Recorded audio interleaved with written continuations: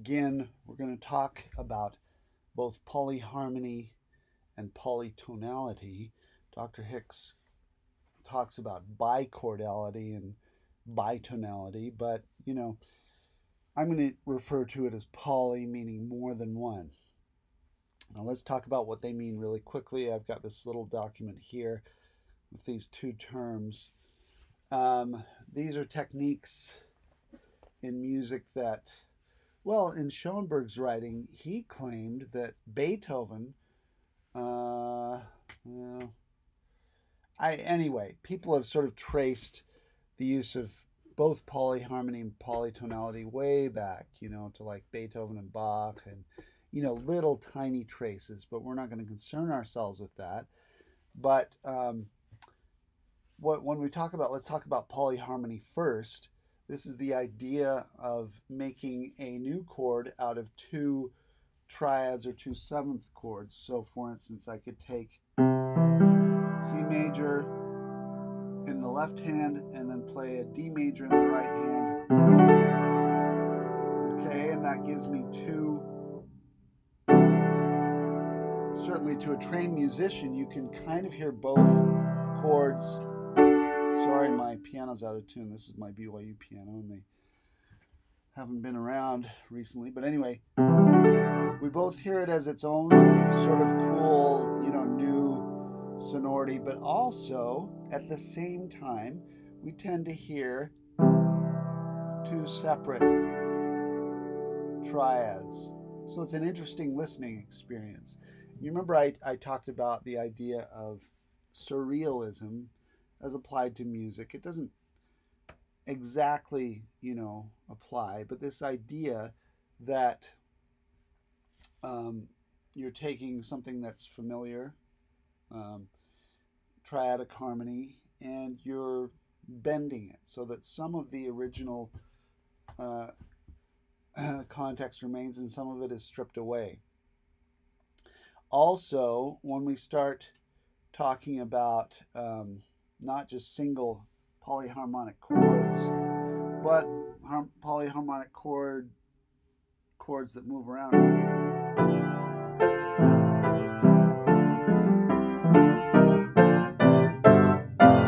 Something like that. Well, you remember planing, okay?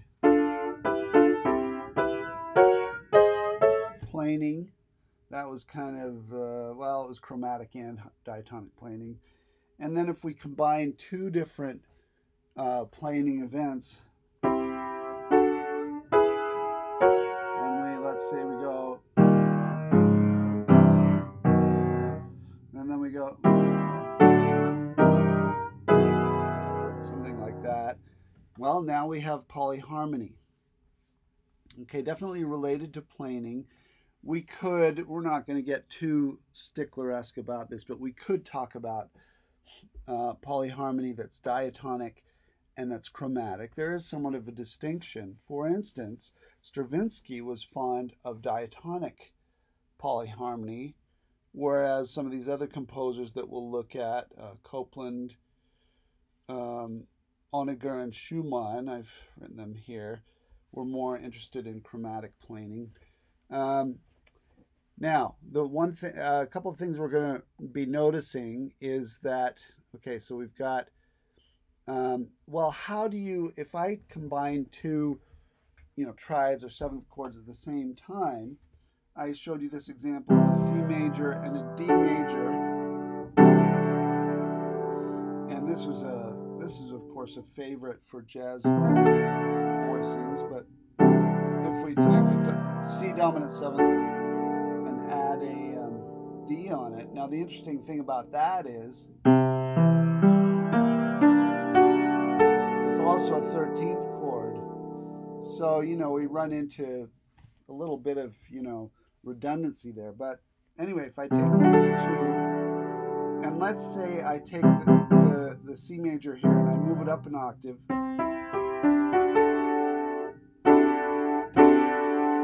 well, that starts to not really be polyharmony. That starts to be more of a tone cluster, which we'll learn about later. We don't hear the separate chords as well when they're together registrally. So what we're going to find is a couple of things. In individual chords, we're going to find, here it is, registral or timbral isolation. So we're going to find composers who want this sensation, this kind of interesting, quasi-familiar and resonant sensation of polyharmony. They're going to take the two chords and they're going to isolate them into registrally separate regions of the pitch space. So again, or even better, we definitely are hearing this and that plus this. Or timbral isolation, which I can't do with my current setup here, but we could imagine this if this were played on an organ and that were played on a piano. You could hear that timbral isolation.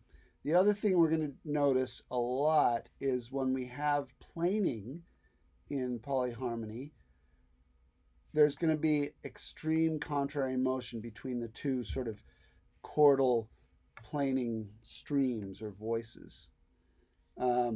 Okay, so, and here are some of the composers. Let's look at a few examples. So here's an interesting one. The first one, this Onager, Swiss-French composer. Most of these composers are from the interwar period, 20s and 30s. Not all of them. And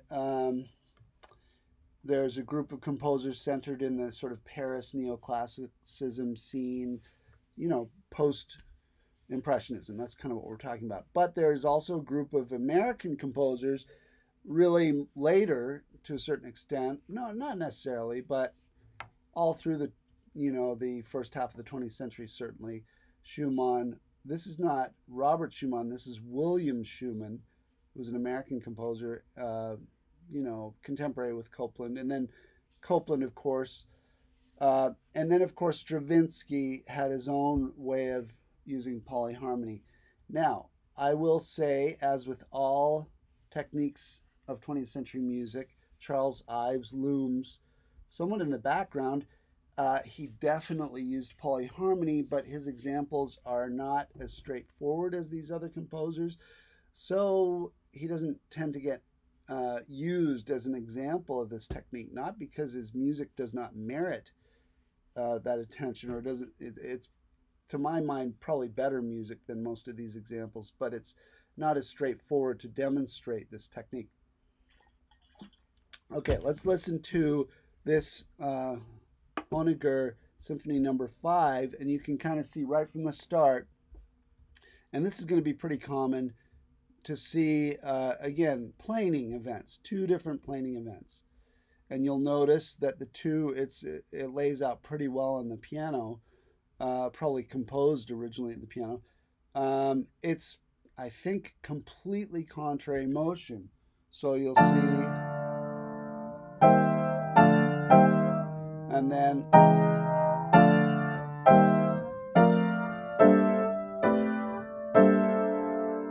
now one thing you'll notice here, let's blow this up a little bit. We've got a mixture of major and minor triads. By far, major and minor triads are the most common chords to create polyharmony out of. They're so familiar. And so this sensation of being able to simultaneously hear separate triads and hear their sort of composite sonority is assisted by having more sort of simple, recognizable root position even, or at least close-spaced chords. Okay, here's the actual orchestral version, and I'll try to do this in such a way that we can see both, although it's pretty hard to make out all this, but a little bit of orchestra. Okay, here we go. Oops, let's go to the beginning. Here we go.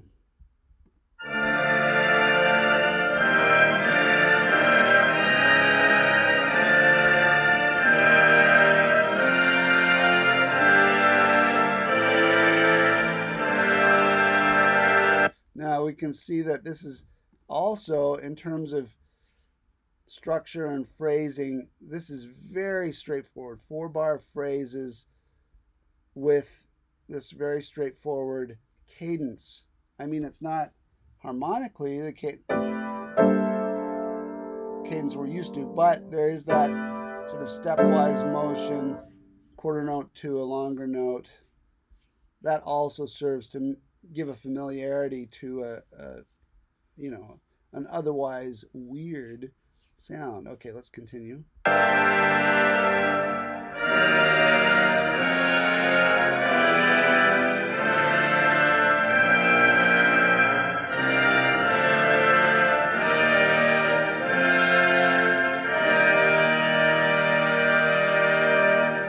Okay, so a very majestic passage.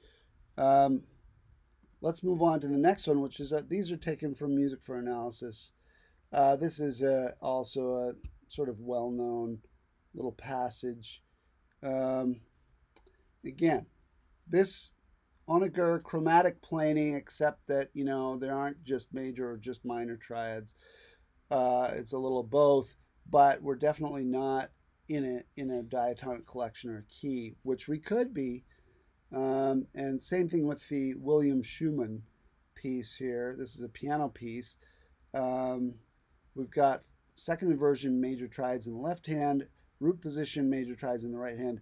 This happens to be a really kind of nice sonorous way to voice these chords. But actually I've got a YouTube that has the whole thing in it. So let's try this one and see what happens. Yeah, here we go.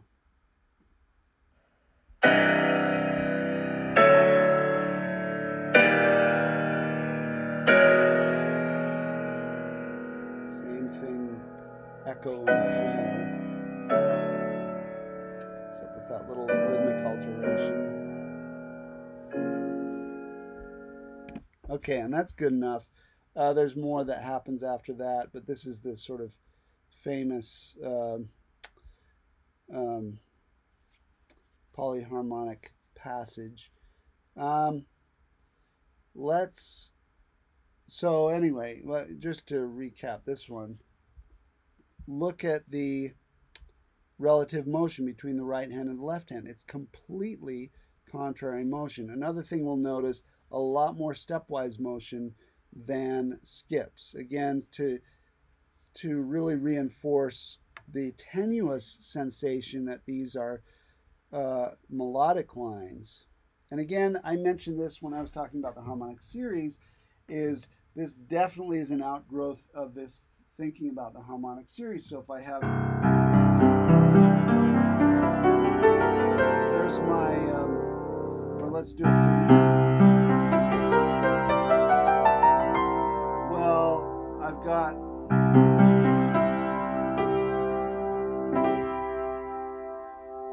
this, you know, if I'm playing this note, I've already got these in there. So, or, and if I get rid of the first harmonic, second, third, fourth, fifth, sixth, seventh, or let's say I just have a scale that goes like this.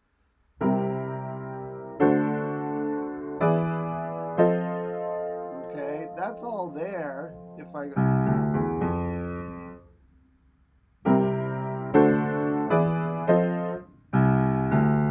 you don't necessarily hear it. Well, what if I combine this with, or then I would have in there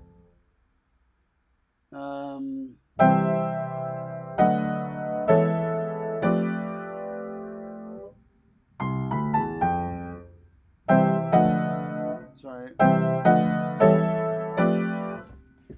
it's kind of embedded in there already. So I think polyharmony is a composing out of that, or a reinforcement of these harmonics that are lurking within these single pitches. Okay, let's go to another example here. Stravinsky. So here's that section from Petrushka, the Russian dance, which we looked at before, but you'll notice that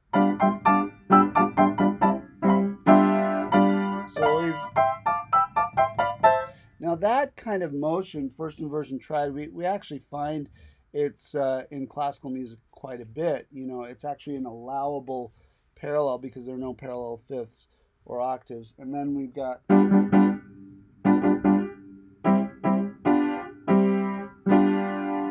G dominant seventh going to a C 6/4. We've got lots of tart dissonances. That one's.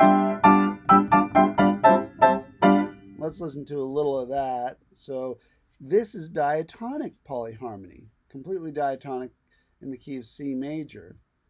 Okay, here we go.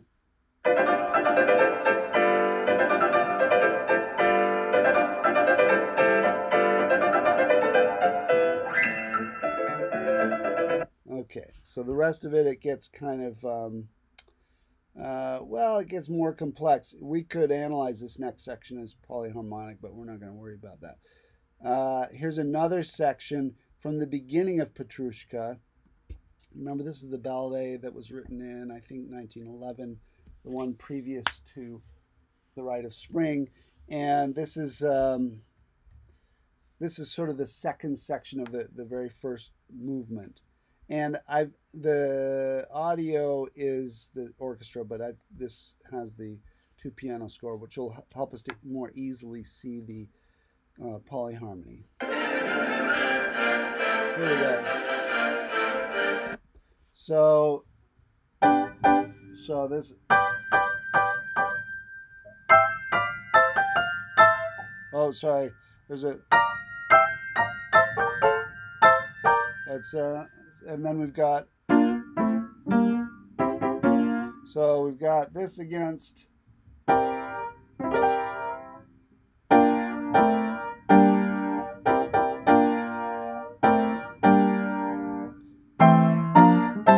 Now some of these sort of converge, you know, where you get the same chord in both textures. For instance, here we both pianos are playing B flat chords. That would happen when you have contrary motion. But once again, in this case, we either have oblique or contrary motion, I think, at all times. Now, Stravinsky, of course, very pragmatic composer. And you notice in this passage, and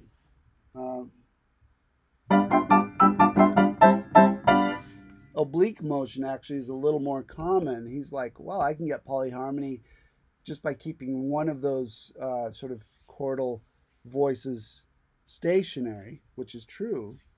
Anyway, let's listen to a little more of this.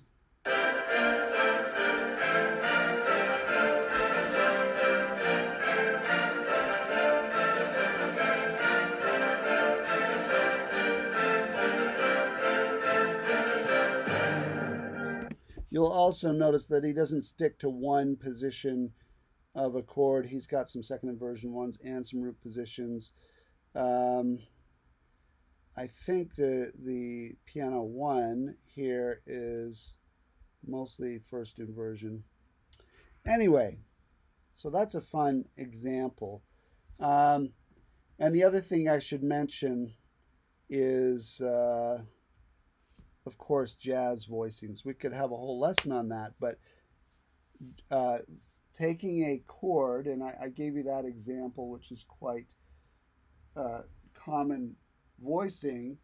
If I want to voice, well, that's already polyharmonic, but I might actually stretch it out a little bit. There's my C major, and then I could have. I've got actually an augmented 7th chord, D flat, over,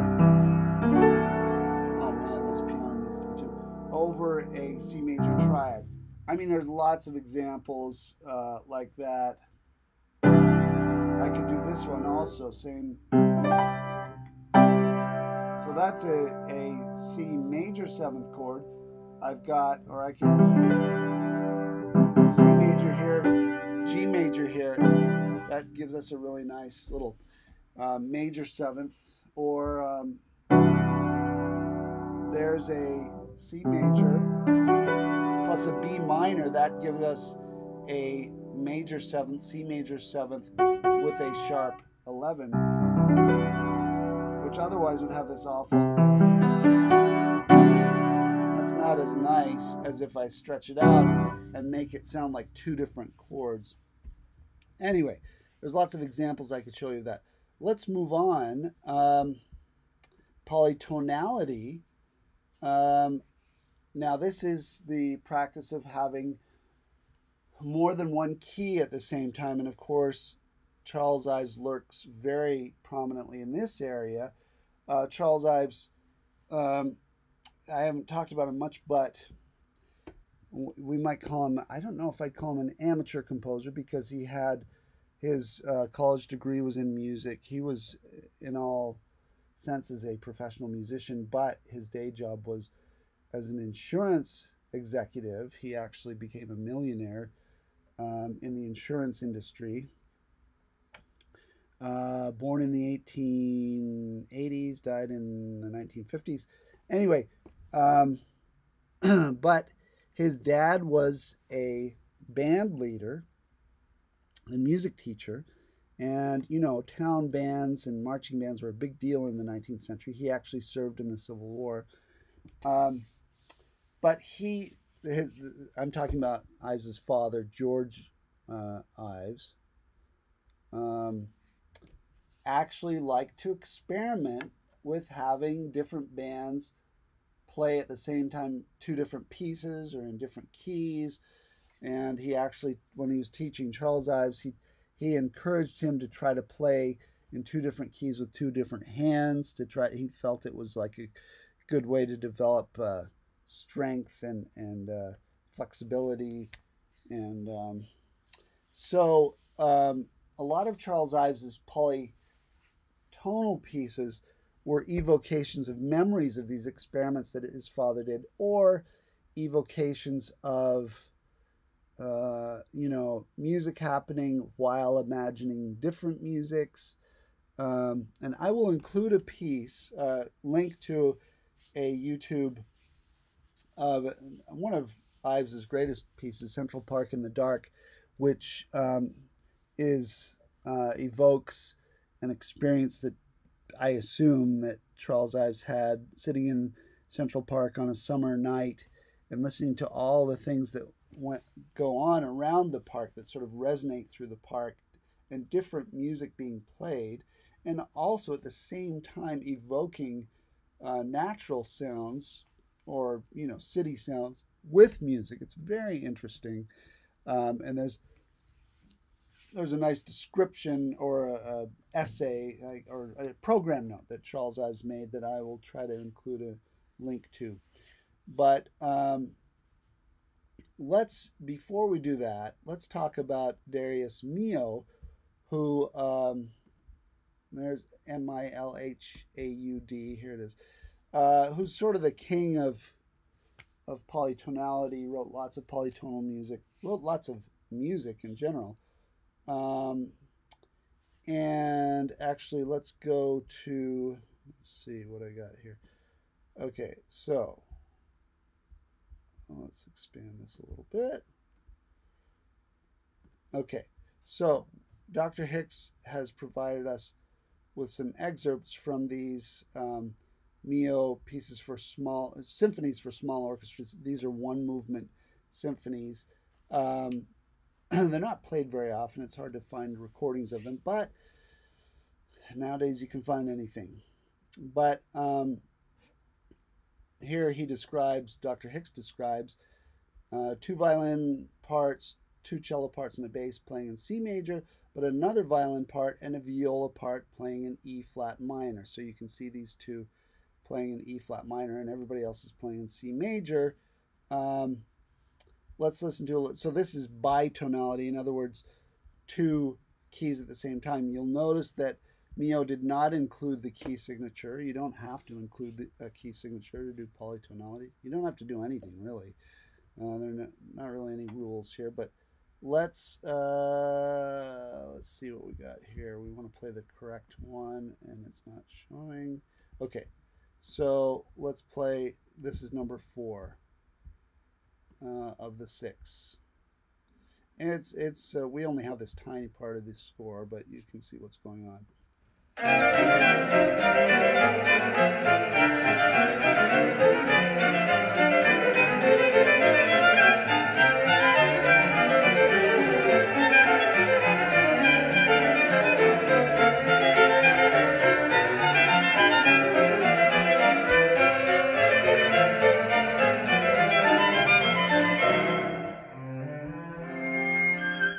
Okay, and we'll stop there. Now, this kind of violates my, I made some rules here. Also registral and timbral isolation. This certainly happens in Ives's music and other composers, but in this piece, there really isn't any registral or timbral isolation.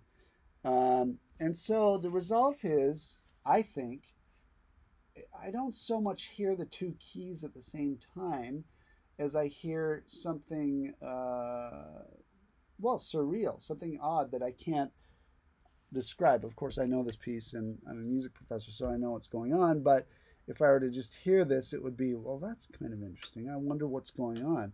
It might remind one of cubism, the visual arts technique of showing multiple perspectives or multiple dimensions at the same, no, multiple perspectives at the same time in a two-dimensional plane, which really is not possible, but it's an illusion, or not even an illusion, an evocation.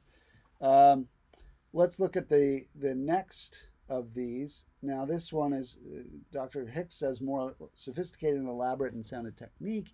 Okay, now we have, what, 5 different keys? Let's see. Flute and English horn, B major, cello in D major, bassoon in E flat major, violin in A major, G major, C major chords drawn from the sounding keys of D and C, while the viola plays a line apparently drawn from both of these keys. So a little harder to define, but and then he says these various key relationships shift and mutate as the piece proceeds.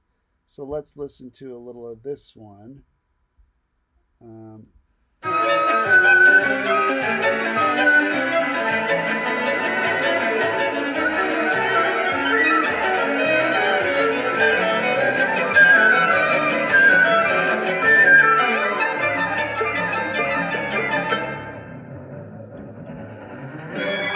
Similar pattern as the other one, where everything comes to a cadence and then we hear a little contrabass solo.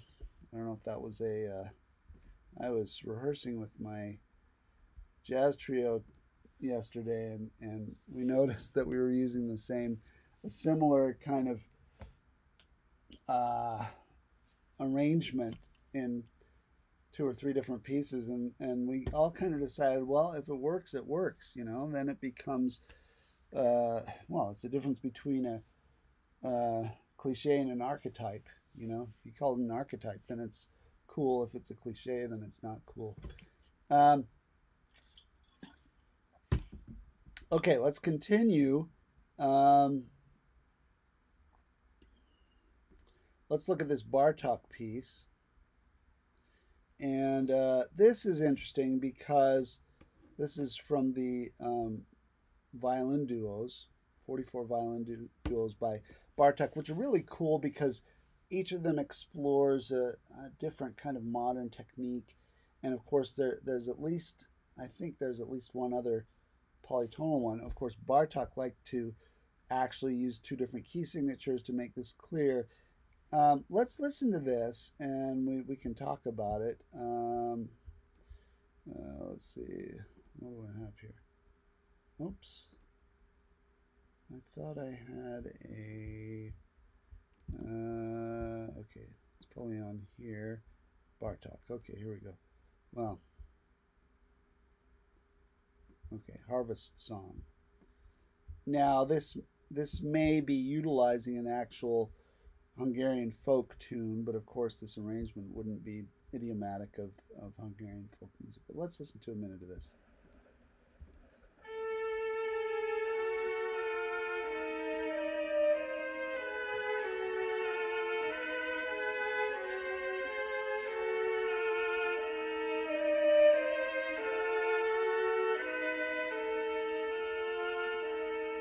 They switch key signatures. No, they don't. Sorry.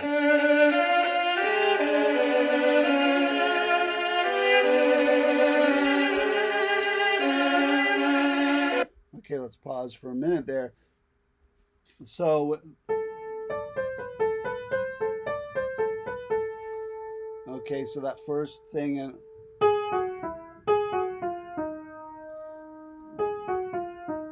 so this is obviously A minor. I assume D sharp minor. Violin 2, D sharp minor. So separated by a tritone.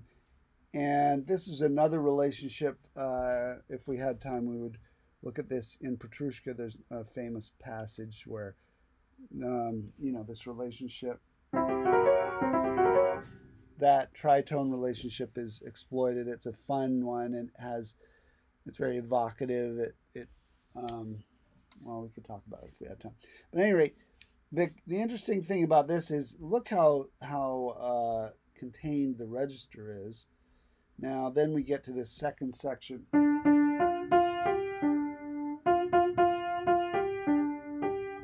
Okay, and then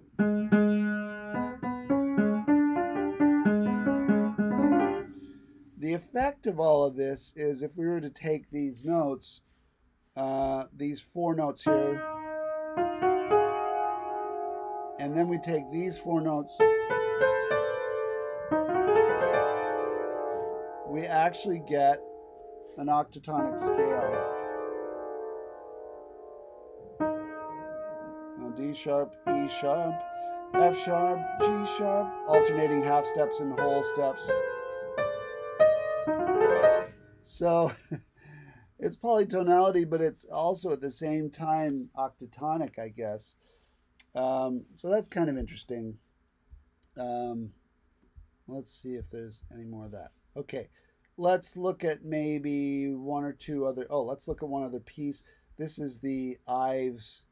This is an Ives piece we can look at. What's good about this is it includes the, and I apologize, it's very hard to find this score, but we've got, you'll notice the men, it's for choir, and actually the BYU Singers and the Tabernacle Choir have both sung this piece.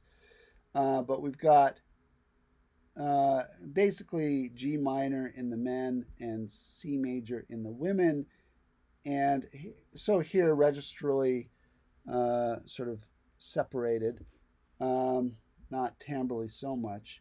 But then it's kind of cool because you can kind of see what's going on in the piano part, which is of course not supposed to be used, but let's listen to that and you can kind of see these are quite compatible keys. There's our G minor, there's our C major. They sound quite good together. They have lots of common tones. Now this is something we could talk about more. Again, if we were spending more time on these topics, you're probably glad we're not, but the relatively constant or dissonant relationship between two keys or between two chords. So this one, a perfect fifth relationship, even though one of them's major and the other one's minor, they have lots of common tones. Now if we go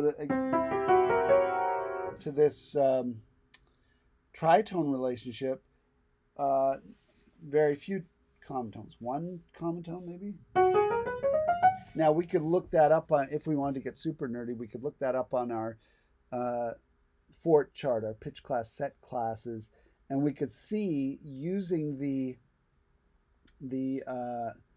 vectors, interval class vectors, we could predict how many common tones there would be between two chords of the same type or two scales of the same type, depending on their interval of separation. We're not going to do that, but just so you're aware of that, it's something we can do. It's a useful usage of pitch class set theory. Okay, well, let's listen to a little of this, and it might be interesting. Okay, let's go here. Here it is. Okay, Psalm 67 by Charles Ives.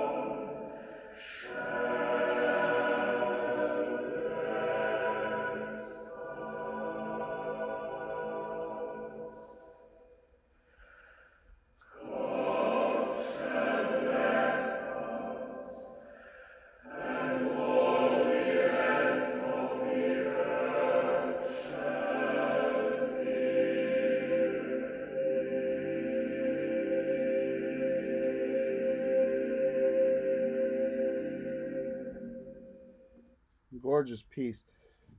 Now, I have to say, chanted here, if it were me, if I were the composer, I would, and I use this notation, I would not want all the members of the choir to be synced in these syllables. I would want it to be a little bit like, a congregation, sort of chaotically, but all on the same chords, and then come together here. But that's just me. Ives has not been specific about that. Okay, so that's I think that's about all we'll talk about. I'll